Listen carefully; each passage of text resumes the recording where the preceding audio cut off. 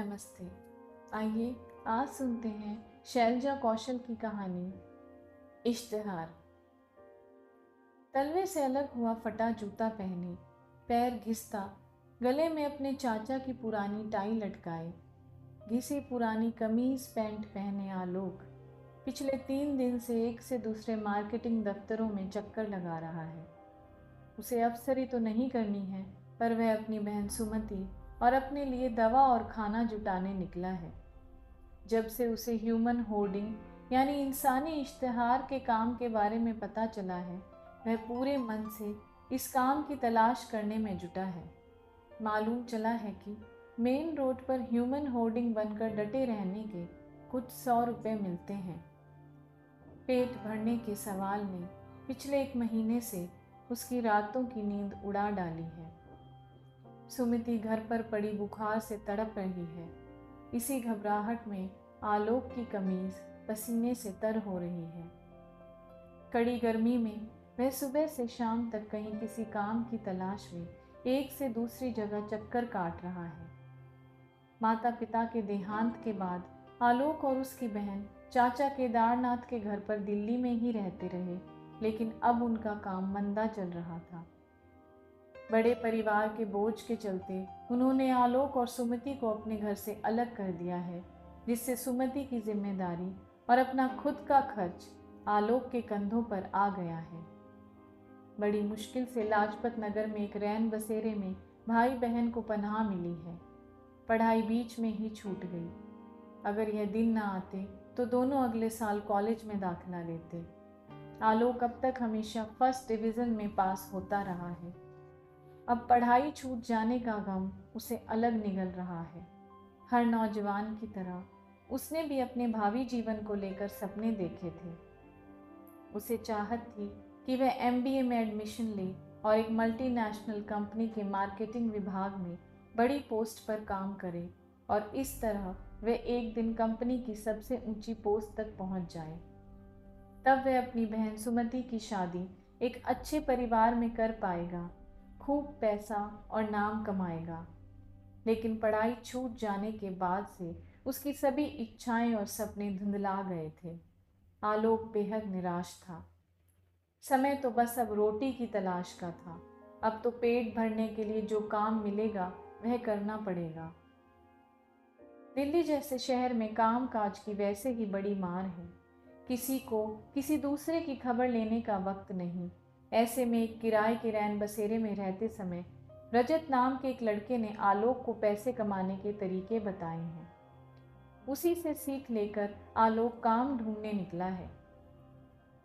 आलोक को human hoarding के काम के बारे में पता चला है। यह एक तरह से इश्तिहार बनने का काम है। उसे अपने ऊपर इश्तिहार लेकर सड़क पर खड़े रहना है। बदले में कुछ पैसे रोज के रोज हाथ आते रहेंगे। मेरे और तुम जैसे ही नहीं पढ़े लिखे लड़के भी यह काम कर रहे हैं, रजत ने उससे कहा था। गरीबी में पैसे की आस भी बहुत बड़ी बात हो जाती है और फिर आलोक के सामने तो जीने के लिए कमाने का सवाल था। कुछ घंटों इश्तिहार बनकर खड़े रहने के रुपए मिलेंगे। एक मार्केटिंग कंपनी डिजिटल कलर के बारे में उसे पता चला है। जी सर, आप जैसे ही कहेंगे और जहाँ कहेंगे मैं आ जाऊँगा। अगर चाहे जो भी हो साहब, पूरे दिन डटकर काम करूँगा। आलोक की ज़रूरत और काम करने की इच्छा को देखकर आखिरकार डिजिटल कलर मार्केटिंग कंपनी में उसे दिहाड़ी पर ह्यूमन होर्डिंग यानी इश्तिहार बनने का काम मिल गया। फॉर्म मैनेजर हेमंत मल्होत्रा ने काम देने से पहले ही बात क्लियर कर दी थी। देखो आलोक, काम हम दे रहे हैं। यह 1 हफ्ते की डील है। तुम्हें इश्तिहार के तौर पर शाइन साबुन ब्रांड का स्टिकर पीठ पर लगाकर मेन बाजार में खड़े रहना है। मेन रोड के किनारे तुम्हें सुबह से शाम तक रहना है। उसके बाद शिफ्ट बदलेगी और तुम्हारी जगह नया लड़का आएगा। खाना पीना सब काम के बाद, नो ब्रेक। इसके लिए तुम्हें 200 रुपये एक दिन के लिए मिलेंगे। हेमंत जब उसे काम समझा रहा था तो आलोक बड़ी हसरत भरी निगाहों से कभी उसके लैपटॉप तो कभी चमचमाते कमरे को देख रहा था। बत्तियों से रोशन यह ऑफिस कितना बड़ा है। उस ऑफिस से बाहर आते समय आलोक की नज़रें एक एक कुर्सी को निहार रही थी। उसे भी इन्हीं में से एक सीट पर बैठना था। वह शायद अपनी सीट खोज रहा था, लेकिन मन में भय था कि कहीं इश्तिहार बनने का यह काम हाथ से न निकल जाए। इसलिए वह नज़रें चुराकर वहाँ से चल पड़ा। कहीं किसी को भनक लग गई उसके ख्यालों के बारे में तो 2 लात मारकर बाहर निकाल देंगे। सारा दिन कमीज पर स्टिकर चिपकाकर कड़ी धूप में खड़े रहना एक मुश्किल काम था। उस पर जून के महीने की धूप पर 200 रुपये की बात सुनकर आलोक को कुछ बेहतर लग रहा था। हाँ करने के अलावा कोई और ऑप्शन नहीं था। पैसे हाथ में आने से पहले ही ख्यालों में दिखने लगे थे और उसे अब कमाई की आस हो रही थी। 4 पैसे हाथ आएंगे तो पेट को रोटी नसीब होगी। रात में आलोक सो नहीं पा रहा था। उसके दिमाग में मार्केटिंग कंपनी के अफसर हेमंत का कमरे का ख्याल घूम रहा था। किस्मत साथ देती, माता पिता जिंदा रहते और पढ़ाई चलती रहती तो एक दिन वह अपनी MBA कंप्लीट करके ज़रूर ऐसी कंपनी में हेमंत जैसी कुर्सी तक पहुंच जाता। लैपटॉप, कांच का टेबल, लेदर की कुर्सी, चमचमाता कमरा, बाहर बैठा स्टाफ और हर समय ड्यूटी देने वाला पियन। लेकिन अब भी क्या बिगड़ा है? इश्तिहार बनकर वह सड़कों पर काम करेगा और पैसा कमाएगा। फिर कमाई होने लगेगी और एक दिन उसके पास एडमिशन के लिए पैसे इकट्ठा हो जाएंगे। फिर वह पढ़ाई के साथ साथ काम करेगा और ढेर सारे रुपए कमा लेगा, जिससे जीवन बेहतर हो जाएगा। और इसी तरह वह दिन भी दूर नहीं रह जाएगा जब उसे अफसरी करने को मिलेगी। अगले दिन सोमवार था और इश्तिहार के तौर पर मेन बाजार में डटने का पहला दिन। ऑफिस से सुंदर नाम का पियन उसे बाजार तक छोड़ने अपनी मोटरसाइकिल पर तैयार था। वह साथ में वह कार्डबोर्ड का इश्तिहार भी लाया था जिसे आलोक को अपने पीछे बांधना था। सुंदर बातचीत करने का बहुत शौकीन था। रास्ते भर उसने आलोक को बातों में लगाए रखा। आलोक भाई, इधर उधर हिलना मत ताकि लोग तुम्हारी पीठ देख पाएं। मकसद तो लोगों को तुम्हारे पीठ पर बंधे बोर्ड को दिखाना है ना। अरे इस शहर में टाइम ही किसके पास है जो अखबार में इश्तिहार पढ़े।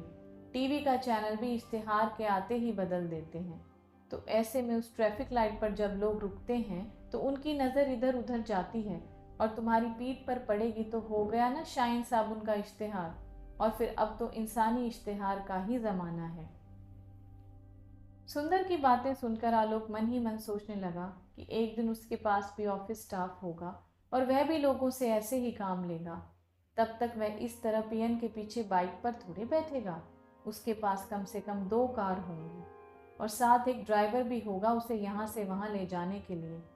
तब उसके पास इश्तिहार की नौकरी ढूंढने जब लड़के आया करेंगे तो वह उनके साथ बड़े अदब से बात किया करेगा, क्योंकि वह जानता है कि यह काम करने वाले बड़ी मजबूरी और हालात के मारे होते हैं।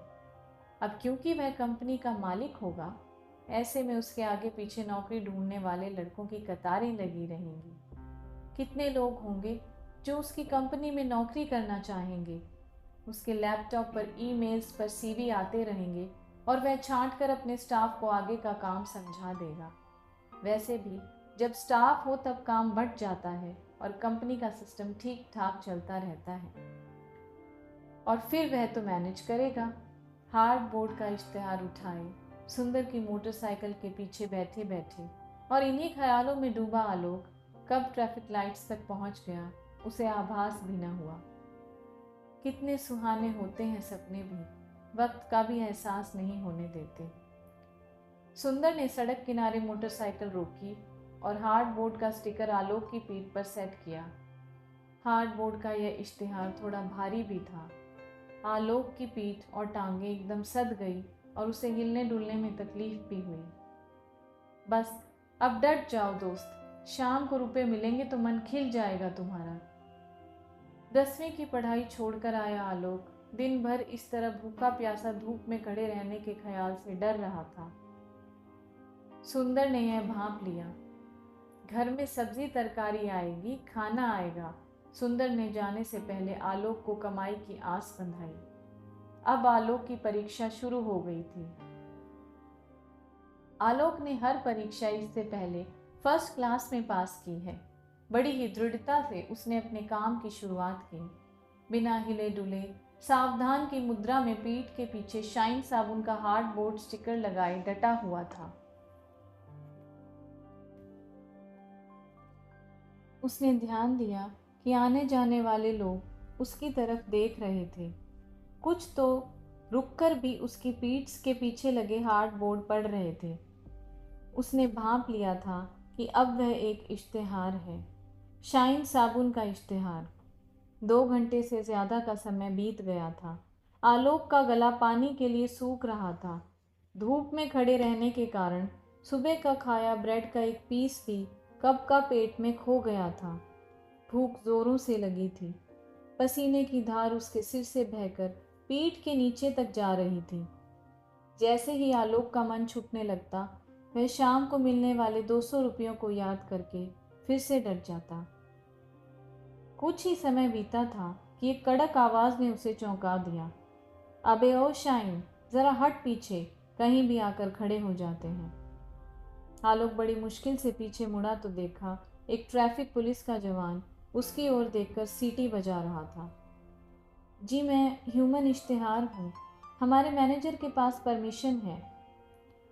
अरे पता है रे, तू पीछे हट, यहाँ से नेताजी की गाड़ी निकलनी है, हट पीछे। ट्रैफिक पुलिस के जवान ने जबान जरा कसकर कहा तो आलोक कांप गया। जी मुझे यहीं खड़े रहना है। अरे यहीं खड़े रहना है का क्या मतलब है, हमने कहा ना पीछे हट। आलोक को डांट खाकर पीछे हटना पड़ा। अपनी जगह से हिल जाने पर वह घबरा गया। हेमंत मल्होत्रा अगर आ धमका तो क्या होगा, यह ख्याल और 200 रुपये हाथ से निकल जाने का भय उसे घेर रहा था। आलोक बार बार अपनी पहले वाली जगह पर जाकर डटने की कोशिश कर रहा था, लेकिन पुलिस वाला उसे डंडा दिखाकर फिर से पीछे करता रहता। हेमंत के कहे शब्द आलोक के कानों में गूंज रहे थे। डट कर खड़े रहना, एक जगह खड़े रहने के ही तुम्हें पैसे मिलेंगे। अरे तू फिर यहाँ आकर डट गया। अबे ओ शाइन, मंत्री जी की गाड़ी निकलनी है यहाँ से, तू समझता क्या है खुद को। ये ले, एक पड़ेगी तो होश ठिकाने आ जाएगी। कहते हुए पुलिस वाले ने एक डंडा आलोक की टांग पर जड़ दिया। टांग पर डंडा लगने से आलोक की पिंजनियाँ और नसें कांप गई और करारा झटका मिलने से वह जमीन पर जा गिर पड़ा। उसके इस तरह गिरने से उसकी पीठ पर चिपका होर्डिंग उसके ऊपर पलट गया। अब ना तो उससे उठते बना ना हिलते। उस पर लकड़ी का होर्डिंग उसकी पीठ छील गया। डंडे के दर्द से टांग सुन्न हो रही थी। चल अब उठ, यहीं पड़ा रहेगा क्या, उठकर चलता बन यहाँ से। पुलिस वाले ने अपनी जूते से आलोक की पीठ को हिलाया। साहब मैं सच कह रहा हूँ, मुझे यहाँ खड़े रहने के लिए मैनेजर ने कहा है। मैं शाइन साबुन का इश्तेहार कर रहा हूँ।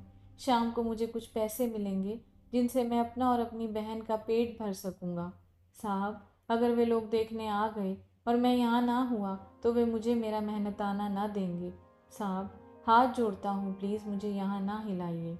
आलोक ने ज़मीन से उठने की पुरजोर कोशिश की, पर टांग की चोट और होर्डिंग के भार तले दबे होने के कारण वह उठ ना सका। उसका सिर जोर जोर से चक्कर खा रहा था। फड़फड़ाते होंठ एक घूंट पानी के लिए तरस गए थे। अबे ओ पागल, तुझे समझ में नहीं आता मैं क्या कह रहा हूँ। तू यहाँ अपना साबुन लेकर खड़ा रहेगा क्या, दिमाग घूम गया है क्या तेरा। चल अपने मैनेजर को जाकर बोल तुझे हटा दिया पुलिस ने यहाँ से। आज यह इश्तेहार नहीं लग सकता यहाँ, जा पागल कहीं का।